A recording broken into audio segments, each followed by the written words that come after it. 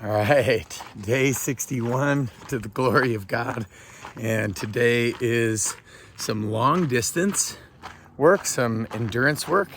And whether you're doing, again, swimming or biking or kayaking, in this case, obviously, all the walking, all the running, all the jogging, all the sprinting. So we'll do long distance. And then tomorrow we'll hit strength, and then the next day it's an active rest day. So I just wanted to talk really quickly about not feeling like you want to do this. That is me this morning. I'm tired a little bit. I don't want to do it.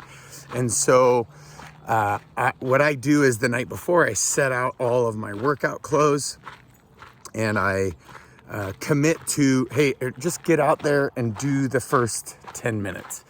And if the first 10 minutes turns into just bleh, or I feel worse, then I can stop. But typically I don't feel worse. I feel either the same or I feel way better. But oftentimes it's getting out there. It's the idea of getting out there. It's the idea of doing it that somehow my brain has justified or manipulated in a feeling sense that it's just not worth it. I don't like it. It's going to suck. It's going to be hard. I'm going to feel worse. And then you create this whole fantasy world around to keep you from having to do it. Right. And so oftentimes that is the case.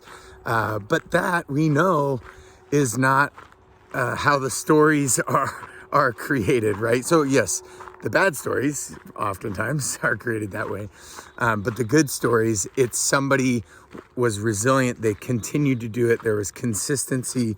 And because of that perseverance, it built character with them. And because of that character, it invigorated their faith, their belief, or it kept them on the path to actually pursue and then achieve and or earn and or save the people, right? And I'm just thinking really quickly of Esther, for instance, right?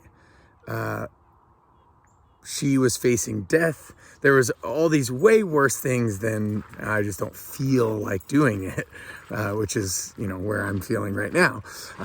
And just feeling like it. I'm not facing death. I'm not facing grave bodily injury or harm. All I'm facing is just a little bit of tiredness, a little bit of grumpiness, a little bit of just not wanting to do something. I'm not facing death.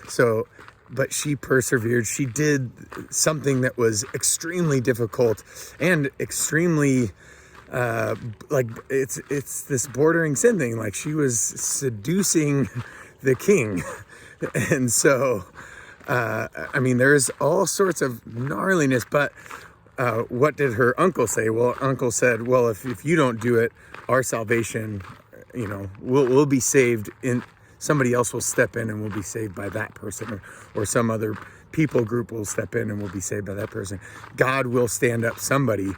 But because she made that choice, right, that was who God worked through. God worked through her, set up those conditions, set her will into being consistent, pursuing the thing for the good of all of the people, and therefore actually saving their lives, literally saving their lives by doing something that probably not only was daunting, had the risk of death, filled with fear, but she had to continue to choose into that thing again and again and again. I don't know, that's kind of a weird way of paralleling it with not wanting to do something just as simple as exercise or whatever, but it does help give us some context, contrast it a little bit. So I'm going to get after my long distance stuff. I love you and I'm praying for you. Hopefully you're not feeling what I'm feeling.